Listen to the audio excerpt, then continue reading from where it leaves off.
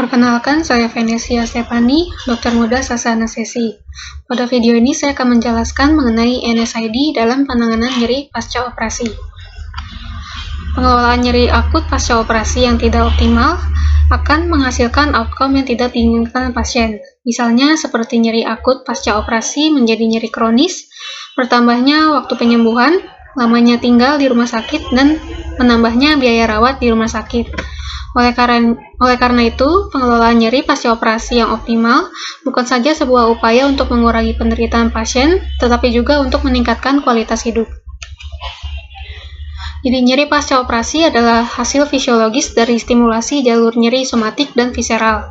Nociceptor distimulasi oleh stimulus yang dirilis setelah adanya kerusakan jaringan seperti mediator inflamasi. Contohnya adalah bradikinin, serotonin, prostaglandin, dan sitokin. Jadi sinyal ini kemudian akan dikirim ke sistem saraf pusat dari cornu dorsalis medulla spinalis dan naik melalui jaras spinothalamikus dan spinoretikular ke dalam cerebral. Jadi dapat disimpulkan bahwa mediator inflamasi dalam kasus ini adalah prostaglandin.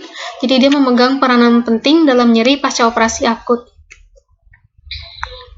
Lalu kenapa kita tidak menggunakan opioid saja? Jadi opioid ini sendiri telah menjadi pengobatan utama untuk nyeri pasca operasi. Namun opioid bekerja pada sistem saraf pusat untuk memberikan efek analgesia, tidak pada mediator inflamasi dari nyeri. Jadi selain itu juga opioid dapat memberikan adverse effect yang tidak diinginkan seperti mual dan muntah. Jadi penggunaan NSAID dalam mengatasi respon inflamasi dapat mengurangi kebutuhan analgesik opioid secara keseluruhan dan dapat meningkatkan pemulihan setelah prosedur pembedahan. Jadi NSAID atau non-steroidal anti-inflammation drugs adalah golongan obat yang memberikan efek analgesik, anti-inflamasi, dan antipiretik yang digunakan untuk pengobatan nyeri akut dan kronis. NSAID tersedia dalam banyak sediaan seperti oral, parenteral, tetes mata, dan lain-lain. Jadi NSAID ini memiliki karakteristik umum. Jadi yang pertama adalah ceiling effect, di mana peningkatan dosis hanya meningkatkan efek samping obat dan tidak memberikan pengaruh efek analgesianya. Lalu yang kedua, NSAID tidak menyebabkan depresi pernafasan. Dan yang ketiga adalah NSAID tidak menyebabkan ketergantungan fisik maupun psikologis seperti opioid. Penggolongan NSAID dikelompokkan dari cara kerjanya. Jadi NSAID bekerja dengan cara menghambat enzim siklooksigenase 1 dan 2 sehingga menurunkan produksi prostaglandin dari asam arakidonat. NSAID bekerja pada nociceptor perifer dengan menghambat enzim siklooksigenase 1 dan 2. Jadi dari inhibisi daripada enzim ini dia menghambat konversi daripada asam arakidonat menjadi prostaglandin sehingga dapat mencegah sensitisasi dari reseptor nyerinya.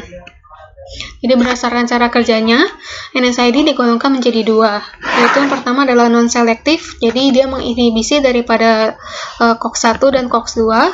Contohnya adalah obat ibuprofen, diclofenac, ketorolac, ketoprofen, mefenamic acid, piroxisam, meloxisam, dan indomethacin. Lalu untuk golongan yang kedua adalah selektif COX-2 inhibitor, misalnya adalah selexosip dan rofesoxib.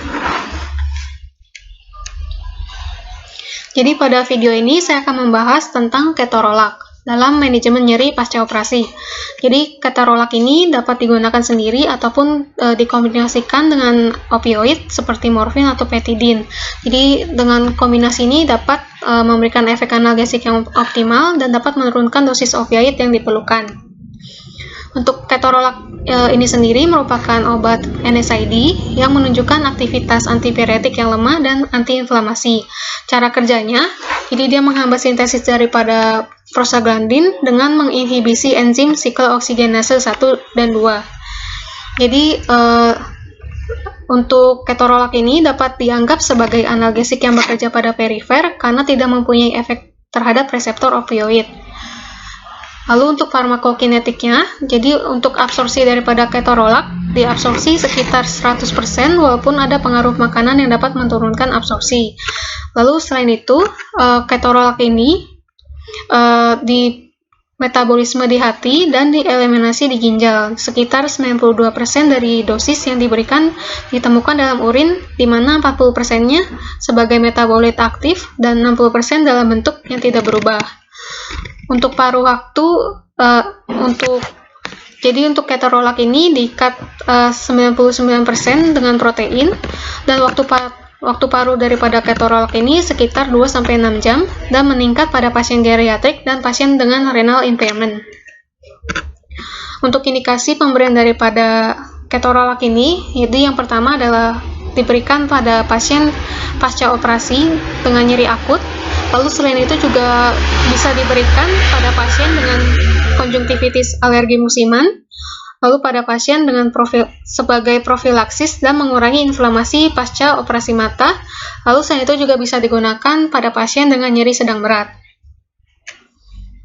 Untuk kontraindikasi dari pemberian ketorolak, jadi yang pertama ada hipersensitivitas daripada ketorolak dan NSAID lainnya.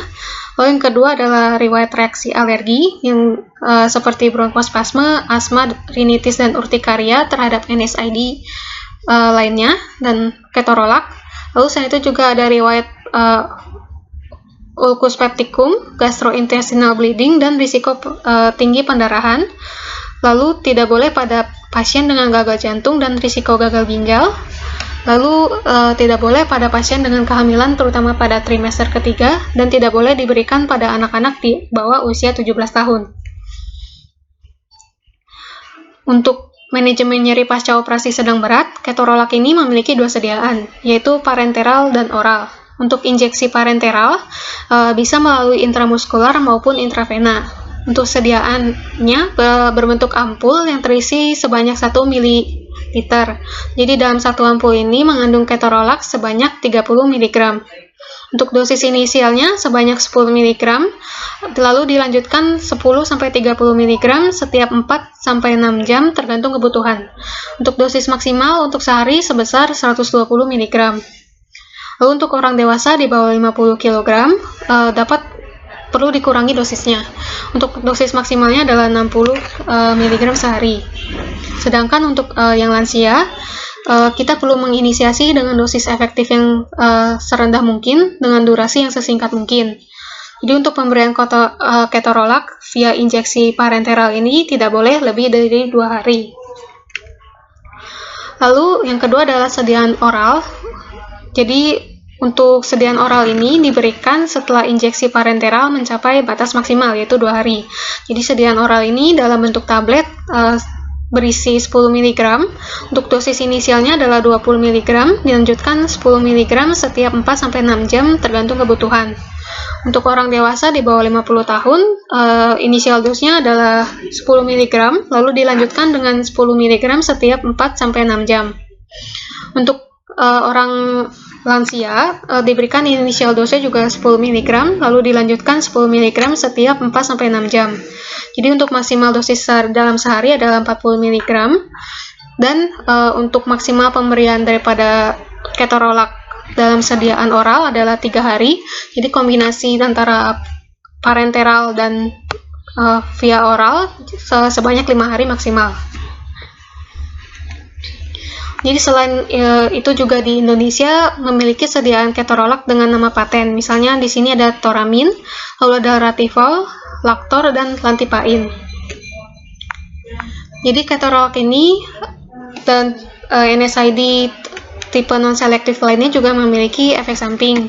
Jadi dari sisi mukosa gastrointestinal, COX-1 ini memediasi produksi prostaglandin yang memegang peranan dalam meregulasi produksi mukus, bikarbonat, dan mucosal blood flow. Jadi mekanisme ini membantu untuk melindungi lambung dari efek erosif asam lambung. Jadi bisa disimpulkan bahwa inhibisi dari COX-1 oleh NSAID, termasuk ketorolak, dapat beresiko meningkatkan kejadian ulcus pepticum dan pendarahan gastrointestinal. Sehingga ketorolak ini dilarang untuk pasien yang sedang atau mempunyai riwayat pendarahan gaster dan ulcerasi peptik. Lalu yang kedua adalah efek pada ginjal. Jadi kondisi fungsi ginjal yang memburuk seperti pada lansia, gagal jantung, gagal ginjal, dan gagal ginjal. Jadi produksi prostaglandin ini berperan untuk menjaga aliran darah ginjal dan laju filtrasi glomerulus atau GFR dengan menurunkan resistensi arteri aferen preglomerulus. Jadi selain itu juga prostaglandin berperan dalam ekskresi natrium dan air, sehingga penggunaan NSAID dapat menyebabkan retensi natrium dan air, hipertensi, dan menurunkan aliran darah melalui glomerulus yang menyebabkan acute kidney injury, sehingga ketorolak dilarang diberikan pada pasien dengan riwayat gagal ginjal. Lalu pada sistem kardiovaskular, NSAID termasuk ketorolak juga berisiko meningkatkan risiko stroke dan infark miokard melalui mekanisme agregasi platelet dan vasokonstriksi. Namun untuk risiko kardiovaskular ini lebih dominan pada penggunaan obat NSAID selektif COX-2 inhibitor. Jadi sekian penjelasan singkat saya mengenai penggunaan NSAID terutama ketorolak pada penanganan nyeri pasca operasi. Sekian dan terima kasih.